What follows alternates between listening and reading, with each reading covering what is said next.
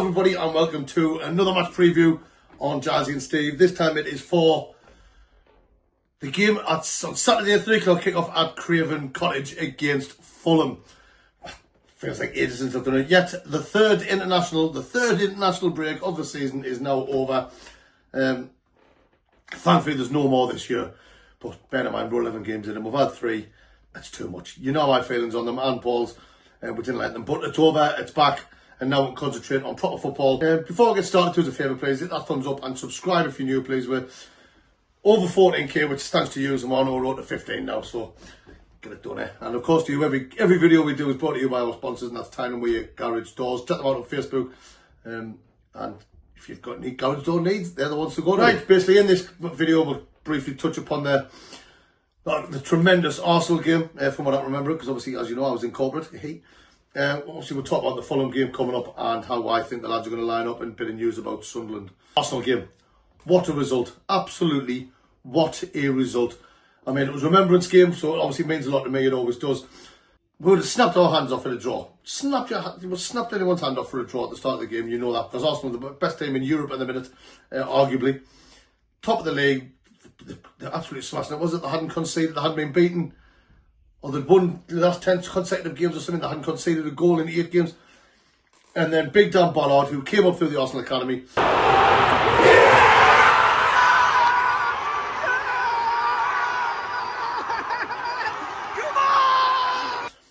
It was a dominant performance by him, by the way, from start to finish.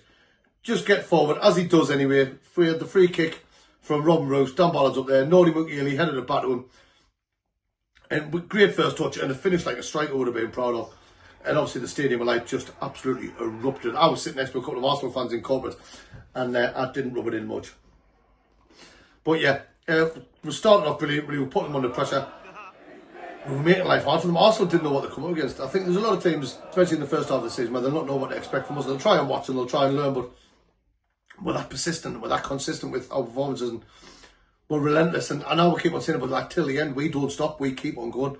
Expected Arsenal did get back in the game. At the start of the second half, very, very well. They knew we were the better team in the first half. They came out the second half, and they were a bit of a different level, if we're honest with you. Declan Rice started doing his stuff in the centre midfield. I thought he was brilliant for them. And then Trossard had the ball, and you've got to be honest, I do believe he was given a bit too much time at the edge of the box. He's an absolutely phenomenal player. And that goal was just world class. I mean, it was couldn't have been any more top bins if they tried. Straight away, when it went 2-1 Arsenal, I'll be honest with you, I was a little bit, oh god damn, here we go. But in true Sunderland style, we did not give in. Obviously, there was a few changes made. What was good to see as well is that he just went for it. He brought on attacking players, a Dinger, a Brobby. There was someone else we brought on as well, but I can't remember now. I mean, I was slightly drunk. But the ball came up. Like I said, we kept on going. We kind of did what Liverpool do, like Man United used to do with Maguire, like you're chasing the game, so they just stick the big centre half up front just to give them basically something to aim for, and it worked. The ball got pumped in. I think it was Trey Hume. Hume's on it. Hume, just give it a dink.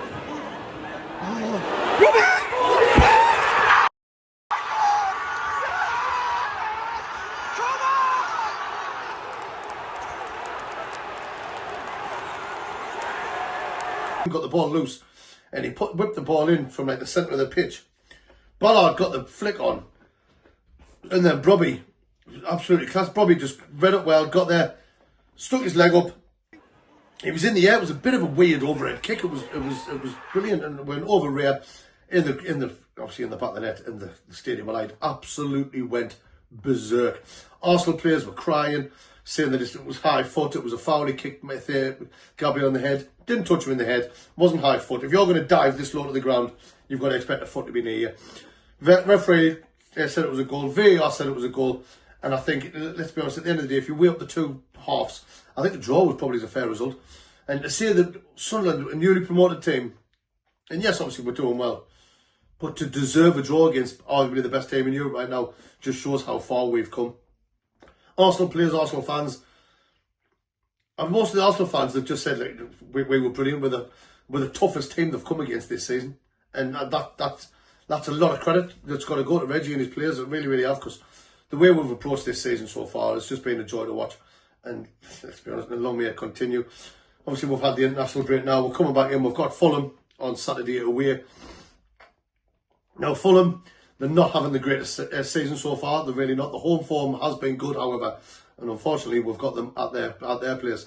So far this season, they've won 3, they've drew 2, and they've lost 6. They're currently sitting 15th in the league. They've scored 12, conceded 16, with a goal difference of, what is that, Paul? Oh, he's not here. That's right, -4. However, in the last 5 games, they've lost 4 and only won 1. And that game they won was against rock bottom Wolves. At home this season, though, they've only been beaten once, and that was by Arsenal in a 1-0 game. They haven't been beaten any other time at home this season in the league. They beat Wolves, Leeds and Brentford at home, and they drew with Man U. So they are quite formidable at home, a bit like we are ourselves. But yeah, so they've been quite formidable at home with only the 1 defeat. And like I say, that was against Arsenal. So it's not going to be an easy game to expect. Yeah, we're sitting up in 4th. A lot of pundits, a lot of the TikTokers and YouTubers, and all, I've seen a lot of their predictions, and there's a lot of them predicting Fulham to win. Yeah, like that's probably down to their home form. They are doing all right at home. It's away from home where they're really, really struggling. But also the players-wise as well, for me, a lot of the players are not performing. I've got to get a long list of players there, ones to watch and all that, but some of the players are ones to watch last season or a couple of seasons ago. They're just not performing. They've got Adama Traore. I remember Adama Traore was at Wolves, and they were getting saying, oh, he's phenomenal, he should be playing there. He went to Barcelona, didn't do much, and he's back in the Premier League now, and he's not doing much. He's got 0 goals and 0 assists this season, and he's played nearly every game. Yes, he's fast and he's strong. What's the point of being fast and strong if you can't deal out with it? You know what I mean? There's people not performing. Harry Wilson, he's probably one of their better players, but he's got 2 goals this season and 0 assists. However, he will be full of confidence because he got a hat-trick for Wales in their last game during the international break. They've got Raul Jimenez. He's 34-year-old now, but he's got 1 goal and 1 assist this season. And again, he's not really performing, but like the team as a whole is not getting the results that I'm sure their fans would be liking in this season. They've got the new signing, the Brazilian Kevin, who on his debut, he looked as though he was going to tear the Premiership apart, but he hasn't really done a lot since. He's still got 0 goals and 0 assists. But he is capable of a bit of magic when he's got the ball at his feet. So it's down to, with the way we play football, we close them down very quickly in numbers as well. So hopefully if we do that, we'll not give any of their players time to try and create and try and do that bit of magic, which some of them are capable of doing. They've got Alex Iwobi as well, another one of the forwards. He's got 1 goal and 2 assists this season. He's probably really their bright spark, the one that we've really got to try and keep an eye on defensively. And then they've got a few midfielders, defenders-wise. They've got Emile Smith-Rowe, former Arsenal man. He's a hell of a footballer. He's normally plays in centre midfield for them. He's got 1 goal, 0 assists. They've got Ryan Sessegnon, who's got 2 goals and 0 assists. Ryan Sessegnon is only 25, but I thought he'd be older. But I think it's just because he's been on the scene since he was 16-year-old. I remember he was predicted to be right up there, and it hasn't quite worked out for him. But I know he's a big fans' favourite with the Fulham fans. And like I say, he is having a decent season so far, if you put how they're playing into perspective. And another one I've mentioned, another midfielder who's played in nearly every game, and that's Sander Berge. For those of you who might not remember him, he was playing for Sheffield United a couple of years ago, and he was brilliant. He was fantastic against us. We give him a lot of stick because he was a dirty little bastard, but he is a very, very good player. Has he blew the Premier League away yet? No, he hasn't, but he is capable. He is big, he is physical, and he was a good footballer when he played for Sheffield United. So there is still something there, but it's whether or not they can put it all together. Hopefully they don't on Saturday, but like I say, they have got a decent record at home. They really have. It's our job to go there, unsettle them, disgruntle them. I mean, there was talks of their manager Silva getting the sack, and now apparently signing a new contract. So that's bizarre in itself, you know what I mean? The club's a bit of all over the place because they haven't had a good start. The manager will be under a lot of pressure. The players will be under a lot of pressure. We're not. You know what I mean? We're not. We're still riding high. We're still where we're not expected to be, or where we're not supposed to be, if you want to look at it that way. So it's our job to go there, disgruntle and get in the faces, mix things up and create things, and hopefully come away from Craven Cottage with the 3 points. Right, moving on to the lads. Obviously, we'll come back from the international break. Obviously, Sunderland have got many players away on international duty. Two of the main things to point out, Alderete and Ballard both received red cards whilst away playing for their respective countries. Alderete went in, he was involved in a massive brawl. And I mean, I wouldn't mess with Alderete. And he got a straight red, and Ballard was 2 yellow cards. Apparently they were harsh. But they got reds, which meant they didn't play in the next game, which means they couldn't get injured for us. So I like that. On Alderete, yes, Alderete is back from his concussion protocol. So he'll be back in the squad. Will he be involved? We do not know. We'll get on to my what my lineup would be. I've given up trying to guess what Reggie's going to be, so I've just went for what mine would be, which will be nothing like what it is, but still. Yes, so Alderete is back from his injury. Mundle, Serkin, Yelde, all back from injury. All three of them featured for the under-21s against Atletico Bilbao at the stadium last night, where Sunderland came away 1-0 winners. Romain Mundle was the one who scored that goal. He only played 45 minutes, as did Yelde, because they don't want to push them too much with them just coming back from injury. But Mundle in the first half, he scored the goal, which ended up being the winner. And he still had about 6 or 7 shots just in that first 45. So it looks as though he's come back and he's chopping at the bit to really get things going. And obviously with the African Cup of Nations coming up, us losing wingers, it'll be absolutely amazing to have Mundle firing on all cylinders and injury-free when that time comes. Will he be involved in the squad on Saturday? I very much doubt it. I still think he's going to have a few more games for the under-21s. But he's on the right path, and obviously he back on the pitch yesterday and got a goal. Dennis Serkin, however, played the full 90 last night for the second time. He could be in the squad on Saturday. We'll have to wait and see.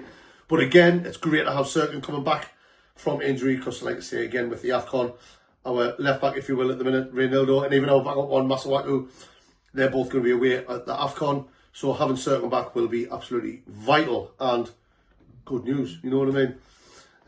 Important things, I mean, we've got to keep the good form running. I mentioned it briefly before. We're flying. Sunderland's buzzing at the minute. It's a great place to be. We're all thoroughly enjoying going to the stadium. We're enjoying watching the lads. Let's be honest, we all know we're higher than what we should be. We know what we are. We're like, we're pissing everybody off, because the people who look at us think, who the hell do they think they are? You should be down the bottom. But we've come in, we've done our own thing. We've approached every game differently. And let's be honest, we've been the better team in the majority of them games. There's only a couple where you can actually say, yeah, we deserved that result, or we weren't firing on all cylinders. But we've got to keep the good form going, keep it going. There's no room for complacency in this squad. And from what I've seen, I don't think we're going to see any complacency. Everyone's fighting for each other. Everyone's fighting for the shirt. Everyone's fighting for the fans. And like I say, it's a joy to watch, and just watching so much, the amount of passion and effort that's going in by the whole squad. It's just really refreshing. It really, really is. 2 concerns that we need to think about. Xhaka and Siddiqui are both on 4 yellows, which means if they get 1 more yellow, they are suspended for the next game. Now, as I'm sure you're aware, there's a little black and white team up the road that we've got coming up in 5 games' time. So does Siddiqui and Xhaka do tactic ones to get the suspension out of the way before the Newcastle game, or do they try and play sensible? Personally, I'd say tactically get rid of them. Not both of them. We don't want them both missing the Bournemouth game at home next week. Maybe one does it this week, or none of them do it this week. So we've got them both for the Bournemouth game, and then we've got Man City and Liverpool away. Which, let's be honest, I know we're going to tell some we've got a result, but there's not going to be many people predicting us to go to Anfield and the Etihad and come back with any kind of result. So maybe worth losing Xhaka and Siddiqui for one of them games. So then we've got them for the important derby game. I'm sure they'll have discussed it in the training ground, because let's be honest, they're 2 players that we definitely need for the derby game. And like I said, the way they play, I'd be surprised if they managed to last that long anyway. But I think we could see a tactical decision on when and how they get their yellow cards. Moving on to the lineup. Right, like I said before, I've given up trying to guess what Reggie's going to go for, because I normally always get it wrong. So this is just what I would go with. Alright, you can agree or disagree. Let us know what you're going to go with in the comments. But for me, I'd go with Roos in goal. I'd go back to having a back 4. I don't think we need a back 5. We have done the last couple of games. But this game, I don't think we need a back 5. So I've got a back 4 with Hume at the right, Nordy and Bollard in the centre, and Reynaldo on the left. In centre midfield, I'll have Xhaka, Gatorade and Siddiqui. I know Gatorade is predominantly a centre-half, but I believe he can play in centre midfield as well. On the right, Traore. On the left, Lefi. And up front, I would start Robbie. I would. I think he's been brilliant when he's come off the bench the last few games. Obviously, he got the vital equaliser in style against Arsenal. And I just think because of how physical he is, I think if you're trying to mark him for 60, 70 minutes of a game, you're going to be absolutely paggered. Then bring Mayenda or Isidore on so they can run at tired defenders, you know what I mean? I think this might be something worth trying. That's just what I would go with. Let me know what you would go with in the comments. But I think that would be alright. I really do. That's pretty much about it. I know it's a bit rushed through. Me and Paul's all over the place. That's why it's just me this week. We're all over the place this week. My car's poorly. It's in the garage, which is no good at all. I got stranded just outside Berkeley on the way home from a 12-hour night shift. And we're in the middle of a blizzard. So it was brilliant. So I've had a bit of a hectic week, and so has Paul. But we will be doing a live stream on Saturday. So come along, or watch along. So come along and tune in. It's normally always a good laugh. Because as you know, me and Paul's absolutely crackers. But yeah, come along, join in. We'll have a big crack in the comment in the chat, and hopefully watch Sunderland win at Craven Cottage and come out with 3 points. So my score prediction for down at Craven Cottage is going to be. See, I'm taking my time here. I should have thought about this before I did the video. My score prediction, because I'm still fairly confident. I'm gonna say Fulham 0, Sunderland 3. And I was going to say, I'm daft. Any Fulham fans watching this, I'm not taking the piss. I just think we're playing with so much confidence at the minute, and yous are a bit iffy, if you will. Obviously, you don't know what's going on. You're managing 1 minute's getting sacked, the next minute he's getting offered a new contract. So I'm going to say 3-0 Sunderland. I'm going to go, maybe it's the medication I'm on that's sending us a bit doolally, but that's what I'm going for. I'm sure Paul will comment his here before he posts this video. But yeah, come along, watch us on the watch along on Saturday. And yeah, that's pretty much about it. Let us know what your score prediction is. Let us know what your thoughts are in the comments. And see you on Saturday. Oh, lads!